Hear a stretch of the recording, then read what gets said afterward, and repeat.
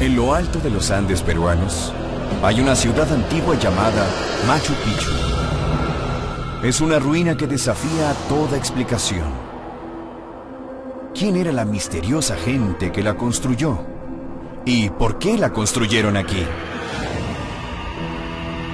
Sin ningún muro defensor, no parece fortaleza.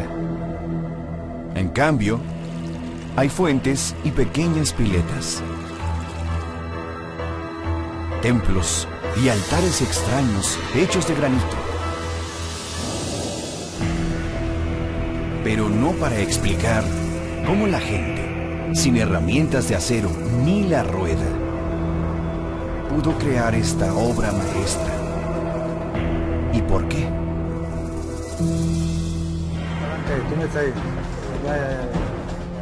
Ahora, una investigación nueva resuelve estos misterios, con los cuerpos y los huesos de la gente que vivió aquí. Para mí, esta lesión indica el ataque con un arma, posiblemente de guerra. Hay pistas muy abajo de la ciudad, debajo de ella, y en las historias de las momias de reyes. ¿Podrá resolver el misterio de Machu Picchu tanta revelación?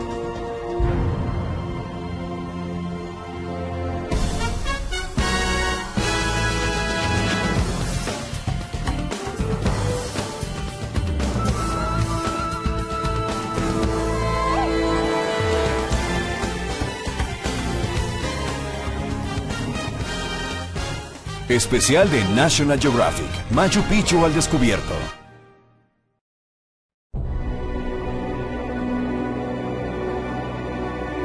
A 2.450 metros, en una cresta de los Andes, Machu Picchu es una maravilla misteriosa y remota.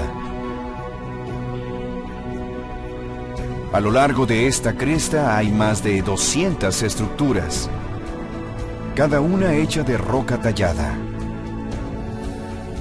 Algunas parecen ser casas, otras templos. Rodean media hectárea de área verde. Y a todas les llega agua corriente y fuentes.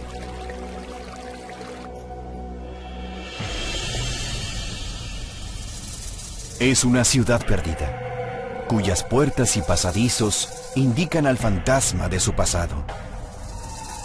Un lugar que es hermoso y desconcertante a la vez. No hay pistas escritas en la ciudad. No hay esculturas para sugerir un propósito. En su punto más alto, el misterio se profundiza. Ahí hay un pilar hermoso, un acertijo agraciado para cerrar el sitio. Desde esta gran altura, las vistas te impresionan, pero también dan curiosidad. ¿Cómo subieron todas estas rocas los constructores? Y después, tallarlas tan a la perfección que no requirieron un mortero para los muros. ¿Quién construyó Machu Picchu? ¿Por qué la construyeron en este sitio imposible? Aún más desconcertante, ¿por qué la abandonaron? A través de la ciudad, algunas rocas parecían estar por ser colocadas cuando el trabajo se detuvo.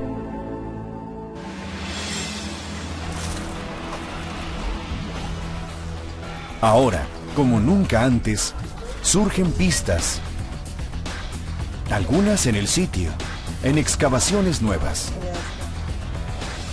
otras en las zonas bajas de Machu Picchu, y los equipos la exploran por primera ocasión.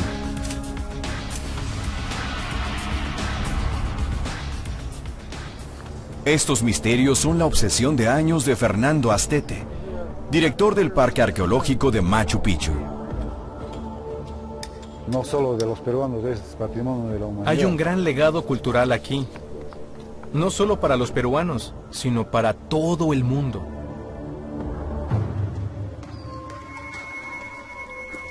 Encontrar sentido a este legado es el reto de Astete, y también cómo llegar a trabajar. Su ruta al trabajo es la más peligrosa que existe en el mundo. Su ruta fue hecha por gente de pie pequeño y poco temor a las alturas. Los incas. Subieron al poder a mediados del siglo XV, en parte porque construían caminos excelentes. La mayoría de su red de 16.000 kilómetros aún es visible. Dejaron más evidencia de que eran grandes ingenieros y constructores. Sus terrazas, canales y ciudades de piedra que compiten con las de Roma antigua. Pero a diferencia de los romanos antiguos, hicieron todo esto sin la rueda, sin hierro y sin idioma escrito.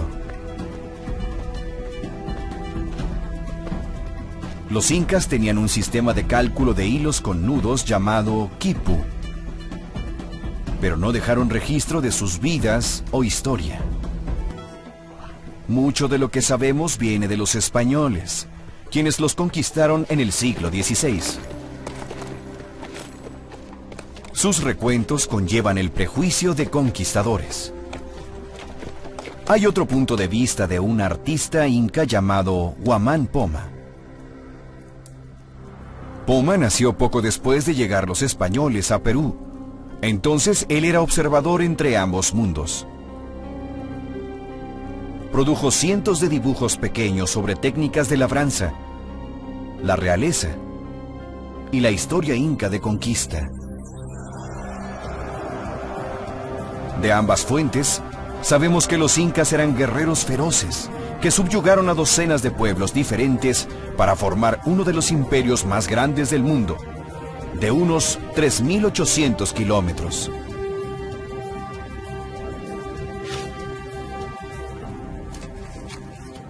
Alimentaban a su pueblo transformando laderas empinadas en tierras de cultivo, con desniveles y bancales.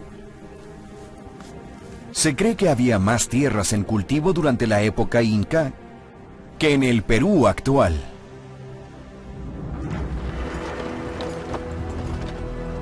Sin embargo, el detalle más sorprendente de los incas es que gobernaron solo 100 años.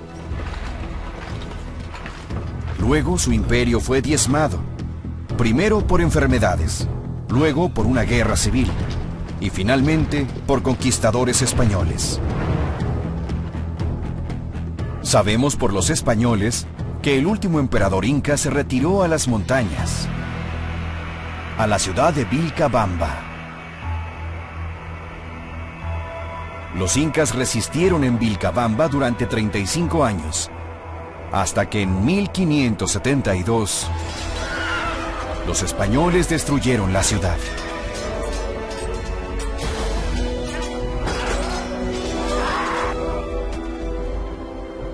Curiosamente, no dejaron un registro escrito de dónde se encontraba. Y la leyenda de la ciudad perdida Vilcabamba nació. Era un misterio con gran atractivo. Casi 350 años después, atrajo a un explorador llamado Irán Bingham, empeñado en encontrarla. La mañana del 24 de julio de 1911, Bingham con su cámara llegó a la cima de una cresta y entró a la historia.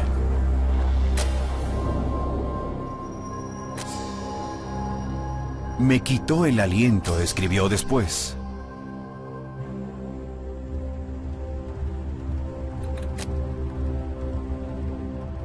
Las fotos de Bingham marcaron la primera vez que un momento de descubrimiento se había capturado en papel.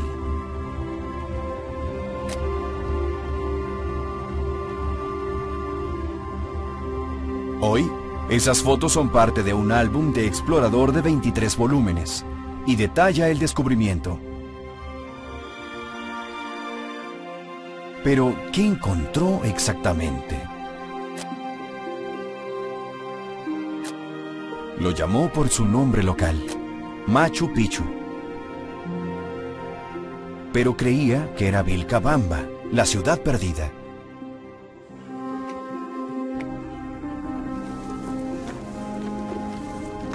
Un año después, cuando su equipo descubrió más de 100 entierros, Bingham creyó encontrar evidencia para apoyarlo.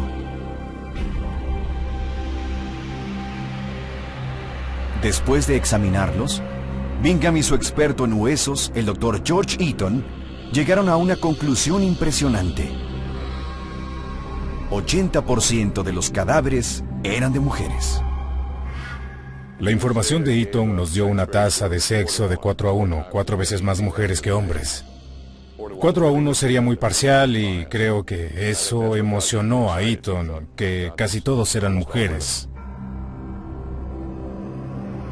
¿Qué podría explicar un cementerio casi en su mayoría femenino? Bingham creyó encontrar los restos de las llamadas Vírgenes del Sol. Según los españoles, las niñas más bonitas del imperio eran elegidas para este convento sagrado. Seleccionadas a los 8 años, estas vírgenes servían al emperador inca por el resto de sus vidas.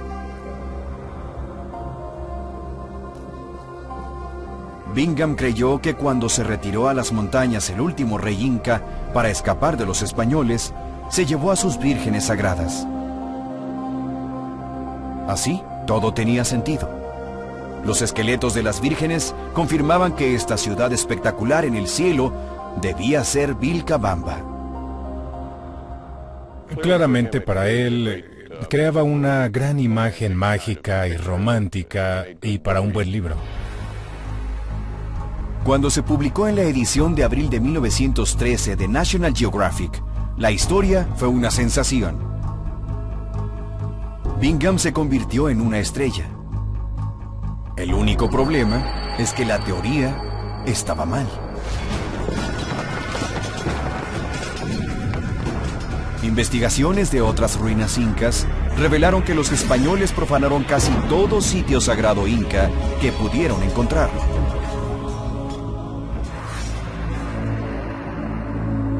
En Machu Picchu, casi toda la ciudad estaba intacta. Pero la mayor evidencia contra la teoría de Bingham estaba en los huesos que halló en el sitio. Cuando el antropólogo forense John Verano los reexaminó, halló que el sexo de los esqueletos estaba casi equilibrado, muy lejos de la tasa de 4-1 de Eaton. Para determinar el sexo de un esqueleto, debes compararlo con muchos grupos étnicos y raciales. Las referencias de Eaton estaban limitadas a gente descendiente de Europa o África. La gente de los Andes es relativamente baja, de complexión delicada. Puedo adivinar que él estaba viendo el tamaño de los huesos y dijo: esto parece de una persona pequeña, es de una mujer. En la colección de Bingham, Verano también encontró los huesos de varios niños y vírgenes. No tenía sentido. No puedo encontrar evidencia que apoye a la idea de que ellas eran vírgenes del sol. Creo que eso se puede descartar. Sin las vírgenes o alguna señal de profanación española, no había evidencia para apoyar la teoría de Bingham de que esto era Vilcabamba. Entonces, ¿qué era?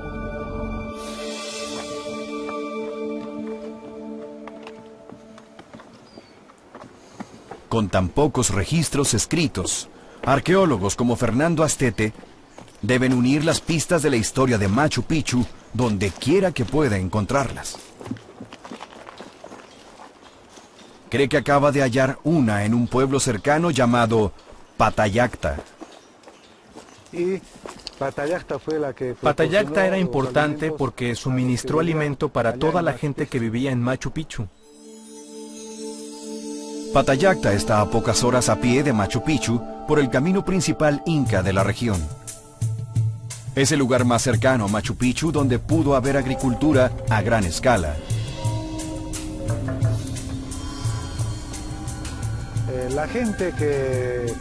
La gente que vivía en Patallacta no eran solo agricultores. Es probable que desempeñaran varias labores. Pudieron ser mamposteros, constructores, trabajadores. La mejor esperanza de Astete para entender a Machu Picchu es aprender sobre la gente que vivió aquí, los posibles constructores de la ciudad.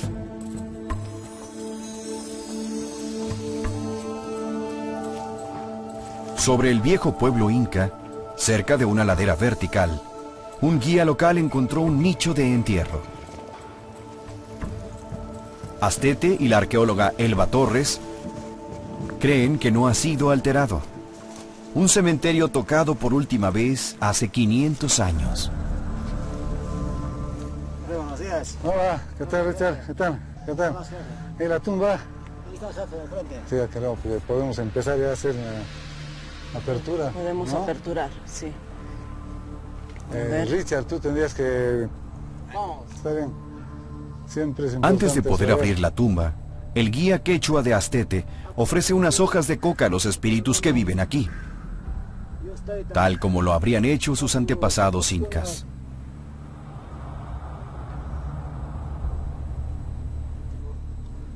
A ver, pásame. Ya. Con cuidado, no se Con vaya a cuidado, caer con las cuidado. otras.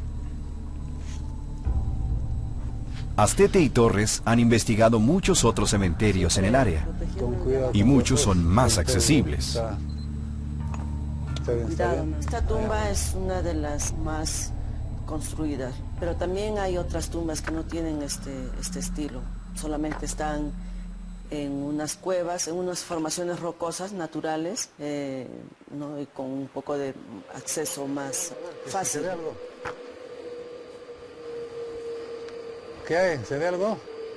No, profe, está oscuro. A ver, mira bien, ¿hay algo? Creo que En la hay un poca cráneo, luz de la profe. tumba, Ah, sí. No se ve bien, está Ah, oscuro. ya. un cráneo humano. Qué bien, oye. Elvita, hay un cráneo, ¿no? Sí, profe, hay un cráneo adentro. O sea, hay cráneo, hay huesos bastante. Qué bien. Mucho hueco. Ya está, a los costados, con cuidado. Ya llego, Ya estás pisando, ¿no? Con Sí, cuidado. ya. Ya. ya entré. Ya, qué bien. Al entrar Torres a la tumba pequeña, el hallazgo se vuelve más tentador. Gracias. Al parecer son dos individuos porque...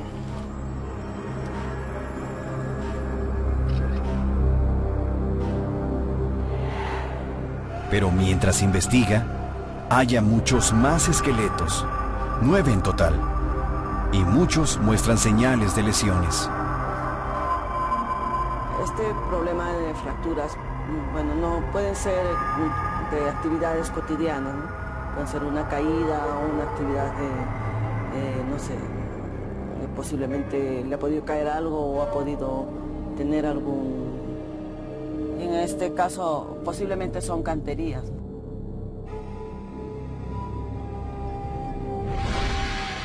¿Podrían ser los esqueletos de los constructores de Machu Picchu? No pueden estar seguros hasta que los revisen en el laboratorio. Ahí, la bioarqueóloga Valeria Andrushko acompaña a Torres. De inmediato encuentran sorpresas en los cráneos de las tumbas de Patallacta. Están llenos de orificios. Es la señal de un procedimiento llamado trepanación. La trepanación es la extracción parcial de una parte del cráneo que los incas practicaban con un alto grado de éxito.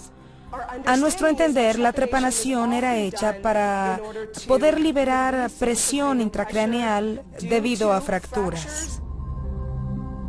Es una cirugía craneal, y lesiones curadas halladas a través del imperio muestran que los incas eran hábiles en realizarlo para tratar lesiones de la cabeza.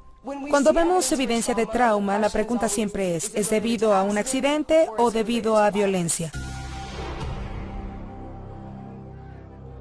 En este individuo de aquí, Esta es una fractura completa del hueso frontal. Perforó todo el seno frontal. Esta lesión no es del tipo que recibes al caerte por accidente.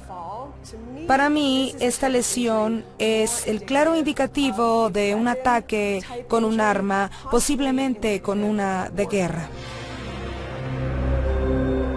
De hecho, varios cráneos de las tumbas muestran señales de lesiones contundentes. La clase de fractura de un mazo. Entonces, estos no eran constructores. Es más probable que hayan sido guerreros. Posiblemente, estas personas iniciaron una defensa de los sitios a su alrededor. Posiblemente la defensa de Machu Picchu. Esta revelación está en gran contraste a la imagen de Machu Picchu como santuario religioso. Es una ciudad dominada por templos y santuarios. El Templo de las Tres Ventanas.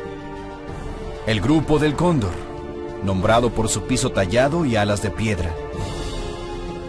Y por último, el Templo del Sol, construido sobre una roca que se alumbra en el solsticio. Y, en el punto más alto, un pilar de piedra conocido como el Intihuatana.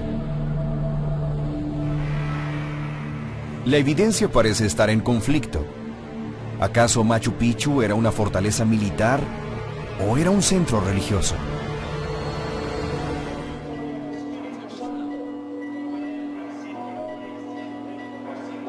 La respuesta tal vez esté en la capital antigua, Cusco, donde aún viven descendientes de los incas. Cada año, durante el Festival Católico Romano Corpus Christi, estatuas de la Virgen María, junto con otros 15 santos, son llevados de la catedral hacia el Zócalo.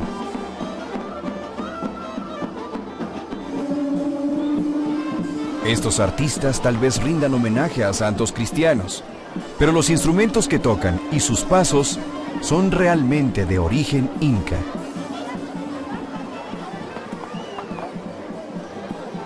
Eso es porque esta procesión de Corpus Christi es una revisión cristiana de un ritual inca. Hace 500 años, los incas caminaron por Cusco, pero no llevaban estatuas de santos. Llevaban a las momias de sus reyes, a quienes veneraban como dioses.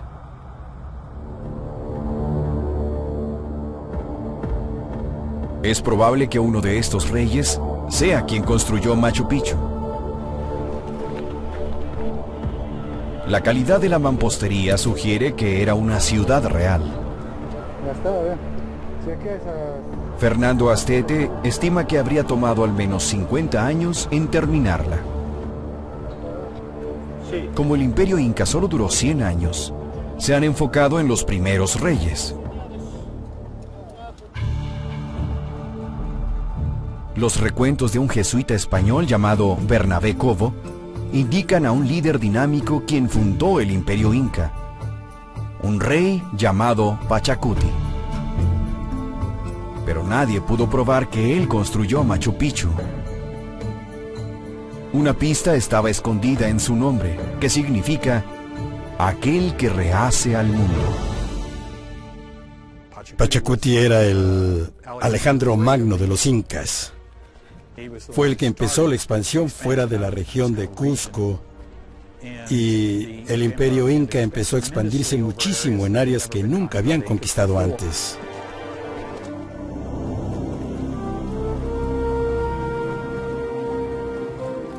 Lo que sabemos de la historia de Pachacuti se debe en parte al padre Cobo.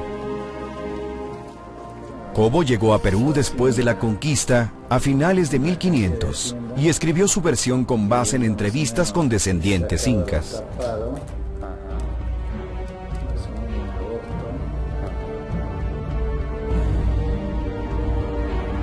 Según el padre Cobo, Pachacuti era un constructor renombrado. Al haber agrandado su imperio con tantas provincias vastas, Durante el resto de su vida, este rey fue devoto a construir templos, palacios y fortalezas magníficas. La hermosa mampostería de Machu Picchu, tan similar en estilo a los templos de Pachacuti en otras ciudades incas, sugiere que la misma mano era responsable de las estructuras aquí. Sin embargo, la evidencia más convincente que vincula a Pachacuti y Machu Picchu viene de un registro español, guardado en los archivos coloniales en Cusco. Datado de 1568, menciona al pueblo de Pichu con una referencia clara a su dueño, al Inca Yupanqui, conocido como Pachacuti.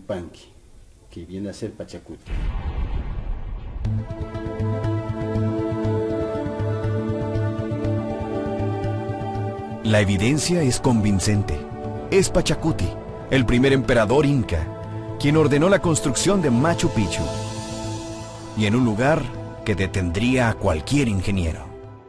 Si me llamara Pachacuti y me ordenara construir a Machu Picchu en ese lugar en particular, yo me habría asustado. En cuestión de ingeniería, habría parecido casi imposible de hacer.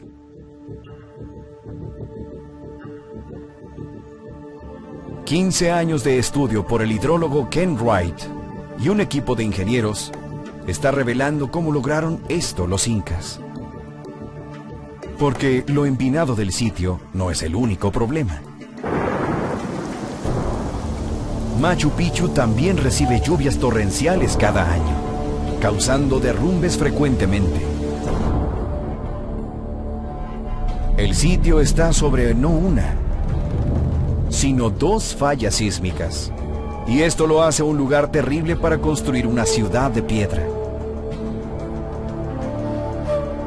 La ubicación tiene 2 virtudes: un manantial cercano y un suministro de granito.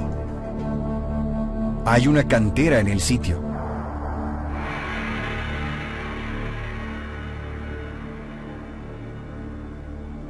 Cuando los ingenieros incas empezaron a construir, el primer paso habría sido apuntalar a la montaña. Lo hicieron al construir un bastión de terrazas.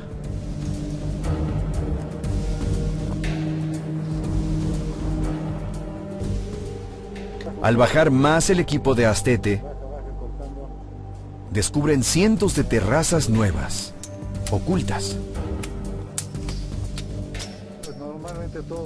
Por lo general, cuando la gente se refiere a Machu Picchu, solo piensan en edificios incas en la cima de la cresta. Pero la construcción inicia en el fondo. En otras palabras, debes empezar por las terrazas. Las terrazas son fundamentales en Machu Picchu. Mientras algunas terrazas fueron usadas para agricultura, su propósito principal era sostener a la montaña mientras drenaban un gran volumen de agua pluvial.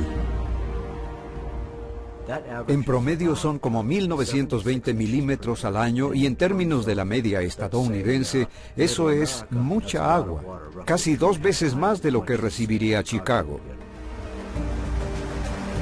De haber sido ignorada, esa agua haría lodo de las laderas y Machu Picchu se hubiera derrumbado. Los incas lo evitaron creando un sistema de drenaje. Dentro de las terrazas, arqueólogos hallaron una capa de mantillo y debajo de eso, una capa de arena. Y finalmente, grava y piedras más grandes. Las terrazas tienen un relleno y en las capas superiores Diríamos que están filtrando. Es decir, aun cuando cae mucha lluvia, las terrazas nunca se inundan porque el agua se filtra a través de estas capas progresivas de material. En vez de bajar por la montaña, el agua lentamente pasa al piso y casi no hay erosión. Con este diseño básico a la mano, los incas fijaron la primera terraza, luego la siguiente, y así llegaron a la cima. Una vez ahí, los ingenieros tuvieron que lidiar con un mayor problema de agua. Esta es una ciudad pavimentada con rocas y hay pocos lugares a donde puede ir el agua. Pero los incas anticiparon ese problema. Y durante la construcción colocaron con cuidado más de 100 alcantarillas en toda la ciudad. Muchas de las alcantarillas transportaban los residuos de las partes elevadas a la plaza central. Cavando más, se reveló una innovación asombrosa para lidiar con tanta agua.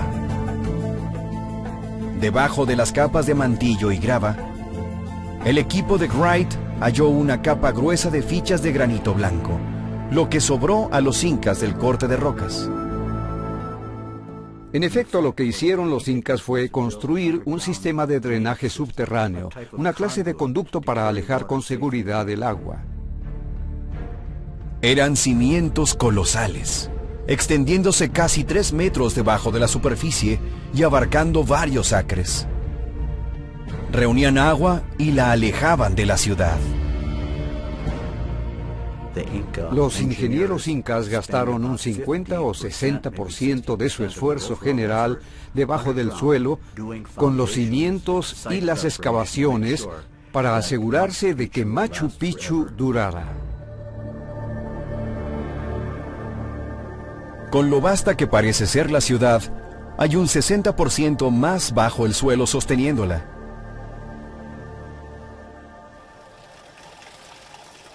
Mientras los incas se esforzaron mucho en deshacerse del agua, también construyeron fuentes que parecían celebrarla. Hay 16 fuentes en la ciudad diseñadas hermosamente y sirven como fuente práctica para beber agua.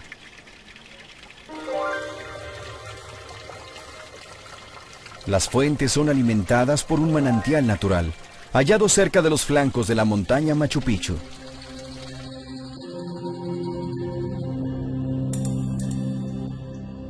De ahí, los incas crearon un canal cuyo grado de 3% fue creado con cuidado para entregar la cantidad correcta de agua a las fuentes.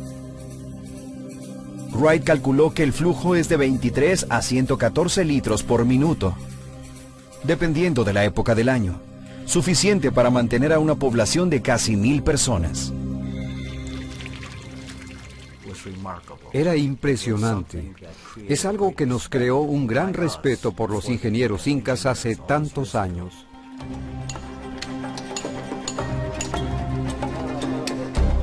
Es un respeto compartido por el equipo de Astete mientras restauran la mampostería original inca. A pesar de su falta de herramientas de acero, los incas lograron transformar el granito, una roca muy dura.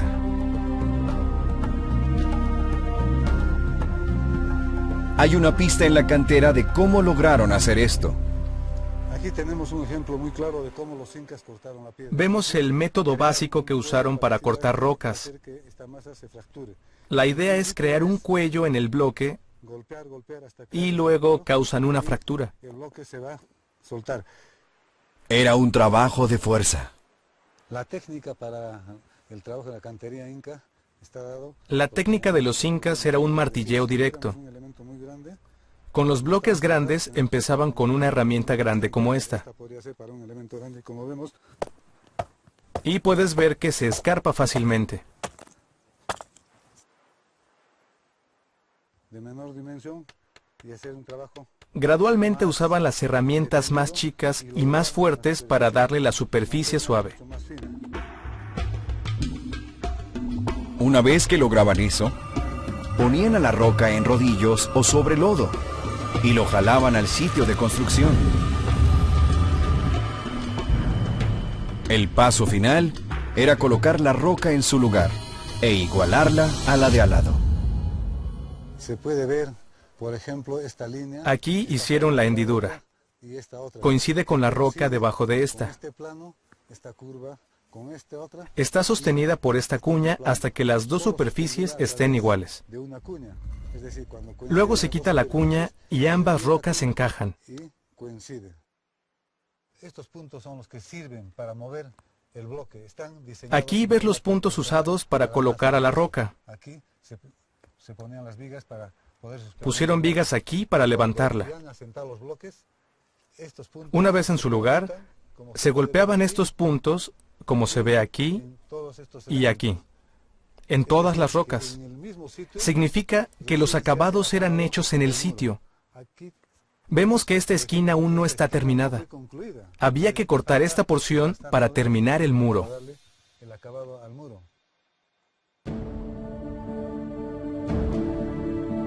Guiados por el mandato real de construirlo aquí, Machu Picchu es un tributo a la ingeniería y artesanía incas. Sus cientos de terrazas lo apoyan por abajo.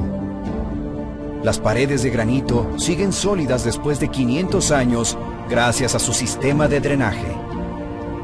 Y lo corona una red ingeniosa de fuentes provenientes del manantial de la montaña.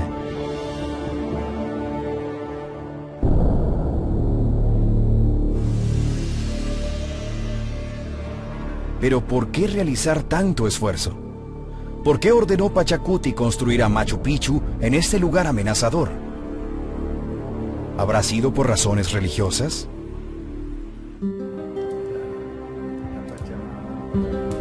Lo que sabemos de la religión inca proviene de las crónicas del padre Bernabé Cobo, escritas después de la conquista española.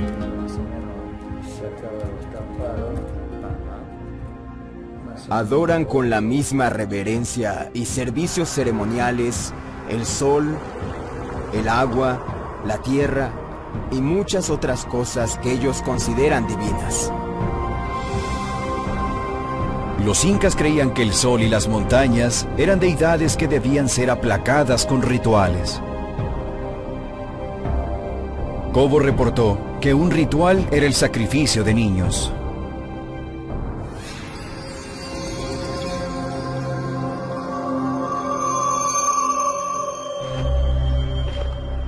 Esta afirmación fue confirmada en 1999 por el arqueólogo Johann Reinhardt.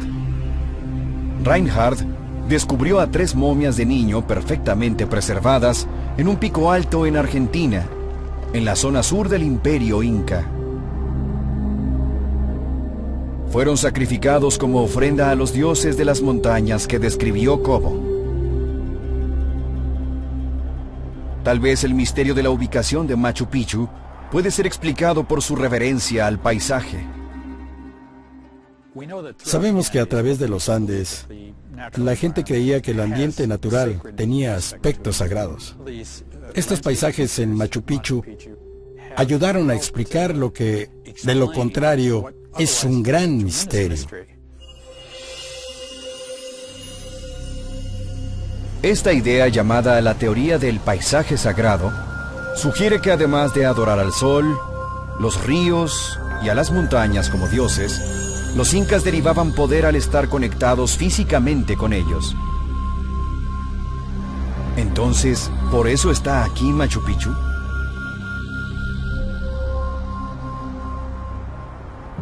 Machu Picchu es un lugar poco común para construir, incluso para los incas. Su capital, Cusco, y otros pueblos como Pisac están en un terreno más plano y accesible. También es remoto, una caminata de 5 días de la capital en época inca. Y hoy a los turistas les toma 4 horas en tren, seguido de un autobús para subir a las ruinas.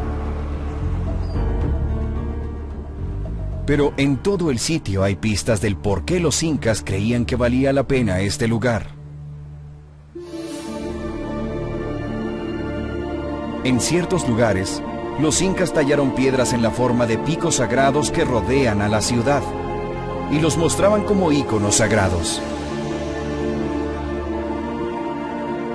Incluso Bingham se sorprendió por rocas como esta, llamada Roca Sagrada, que refleja el contorno del monte Yanantin, directamente al noreste. En época de los incas, visitantes se acercarían a Machu Picchu por arriba, donde podían ver que la ciudad estaba rodeada por el río sagrado Urubamba. Para un pueblo agricultor, No había nada más importante que el agua, y este lugar estaba rodeado por agua.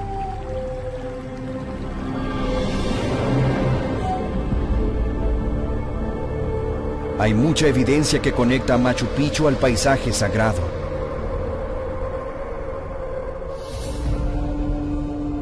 En la cima del pico con forma de pirámide, dentro del complejo, está el pilar sagrado conocido como Intihuatana.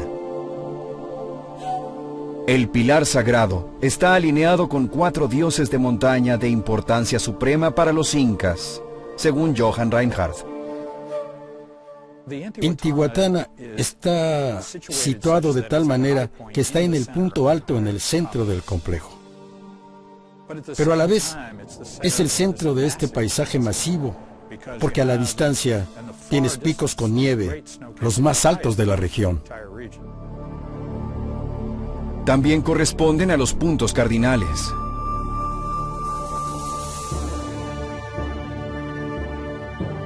Sus vistas a picos sagrados, cercanía al río sagrado y la alineación con 4 dioses de las montañas debieron hacer al lugar irresistible para los incas. Pero ¿cómo usaba el primer emperador inca Pachacuti a Machu Picchu? Dentro de la ciudad hay una residencia real muy distintiva. Está ubicada cerca de la primera fuente, asegurando que el rey tendría el agua más pura. También está cerca de los templos más sagrados. Pero si era la corte real de Pachacuti, un centro religioso o una fortaleza militar, sigue siendo un misterio. Un análisis nuevo a los esqueletos que halló Bingham sugieren una solución. Durante la excavación de Bingham en 1912, su equipo identificó erróneamente a los huesos por ser de las vírgenes del Sol. Recientemente fueron examinados de nuevo. Si pudiéramos identificar quiénes eran, tal vez explicaría cómo se usaba a Machu Picchu.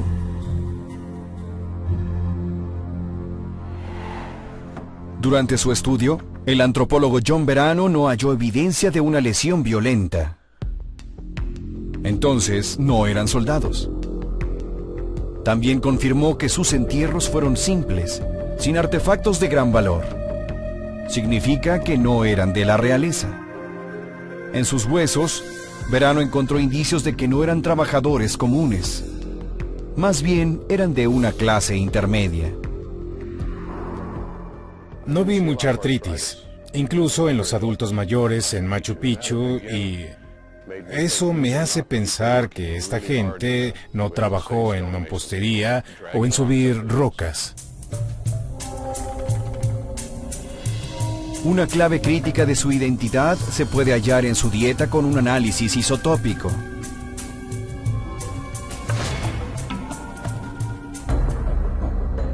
En este proceso, científicos vaporizan una pequeña muestra de hueso. Están buscando los rastros químicos de los alimentos absorbidos en su estructura. En las partículas vaporizadas, encontraron un porcentaje alto de isótopos de carbón 13, la marca del maíz. Aunque es común en Perú ahora, en época de los incas, el maíz era para la realeza. De hecho, un análisis de polen a los suelos de los cientos de terrazas muestra que la poca comida cultivada era principalmente maíz. Y como descubrió Verano, el maíz deja otra marca. El maíz es rico en carbohidratos, entonces no es bueno para tus dientes. Tenían muchas caries, abscesos y pérdida de dientes. Aunque no pertenecían a la realeza, esta gente comía maíz real con frecuencia. Tampoco trabajaban mucho, entonces, ¿qué hacían aquí? De alguna manera podrían ser el personal de un gran hotel, los cuidadores y sirvientes de la propiedad.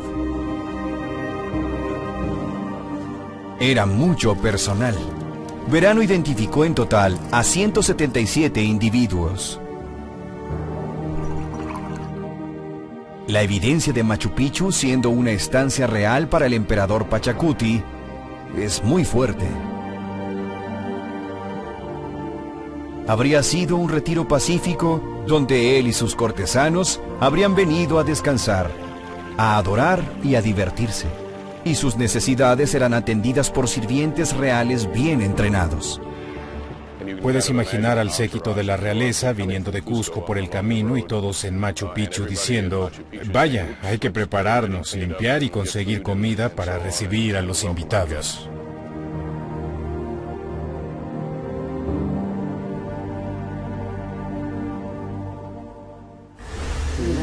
Pero los hallazgos nuevos en las tumbas del centro agricultor cercano en Patayacta no parecen encajar con esta imagen pacífica.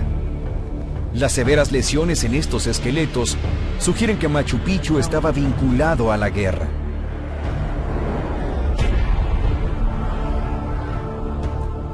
Entonces, ¿cómo podía ser un lugar de guerra y paz?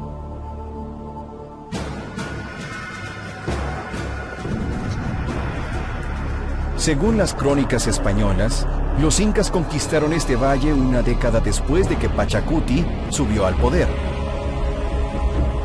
Entonces, tal vez lo construyó para celebrar su conquista. Los incas eran muy hábiles en la guerra psicológica y decidieron construir este palacio magnífico en la cima, para que todos los que vivieran en el valle lo pudieran ver. Lo primero que verían en su puerta al salir y lo último que verían por la ventana antes de dormir. Es algo muy poderoso. Es un mensaje de conquista y de posesión, de que eran dueños de esa tierra y controlaban a la gente que vivía en ella. Machu Picchu era un símbolo de poder inca. Una gran presunción de Pachacuti, no solo de su habilidad en ingeniería, sino de su vínculo a montañas y ríos sagrados. Aún así, si este lugar tuviera un papel tan crítico como demostrar el poder religioso y militar inca, ¿por qué no lo destruyeron los españoles, al igual que los otros sitios sagrados incas? ¿Y por qué nunca fue descrito en reportes españoles?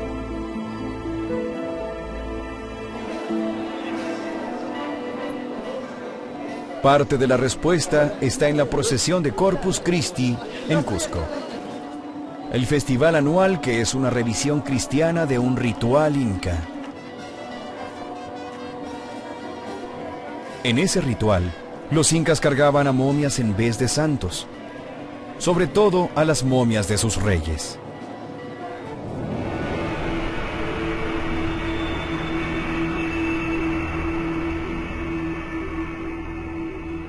Cuando murió Pachacuti en 1471, no fue enterrado, fue momificado.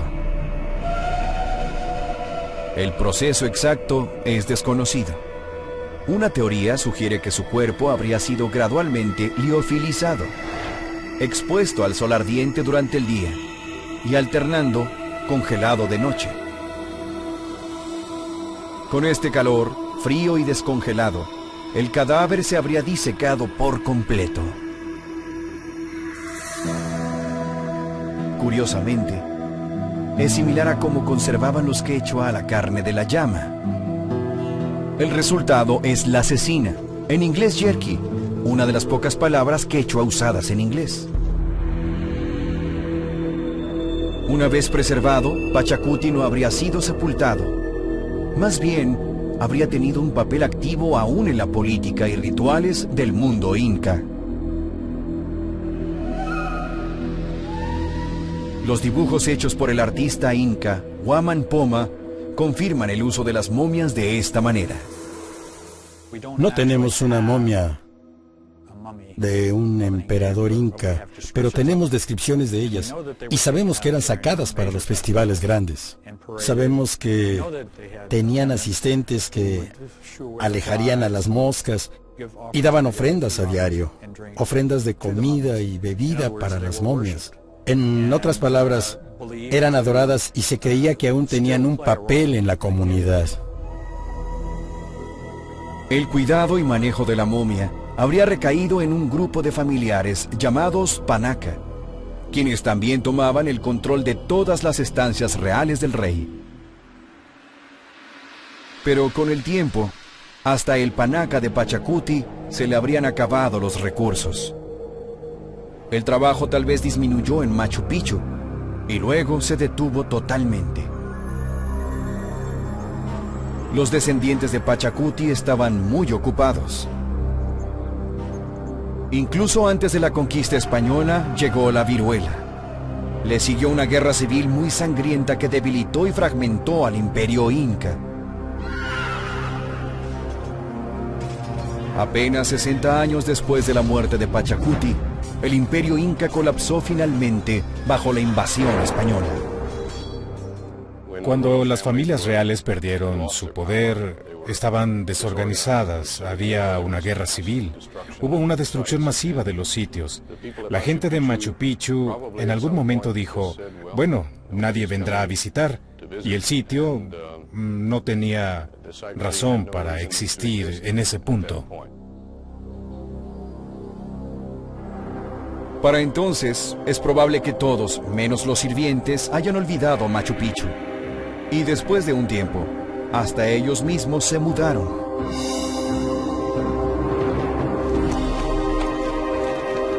Tal vez entonces los españoles nunca supieron de Machu Picchu y lo más importante, nunca lo encontraron. Para nosotros fue un error de suerte.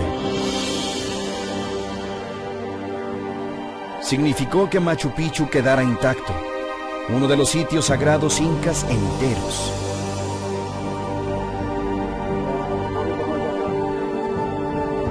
Aunque todavía plantea muchos misterios, tiene una gran promesa en cuanto a tecnología nueva se refiere, y de esta forma nos permite conocer los fantasmas de Machu Picchu.